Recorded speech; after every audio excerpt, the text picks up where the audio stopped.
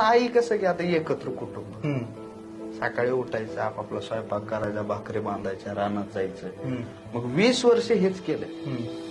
आता चांगले दिवस आल्यावर जेव्हा आई आजारी पडते का, मला कधी कधी वाटते की ती दिवस परत यावे कष्टाचे.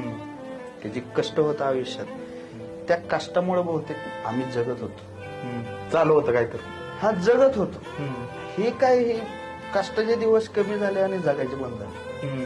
प्रॉब्लेम ते झाला आयुष्यात. आता आई आजारी पडली, तेव्हा आजारी आई पडत नव्हती. जेव्हा काम चालू होतं, जेव्हा पप्पांना आजपर्यंत चालायला नाही, इंजेक्शन नाही. जेव्हा माझं चांगलं झालंय, 2 पैसे येले, मागच्या महिन्यात पप्पांना चालायला लागलं. किती म्हणजे ही एक ती बुमरँग सारखी गोष्ट असते का नाही आयुष्यात, ते मलाही वाईट वाटतं. की लोक म्हणतात की श्रीमंत व्हायला पाहिजे, म्हणतो नाही, गरिबी माझी चांगली आहे, मला त्याचं भांडवल करायचं नाही.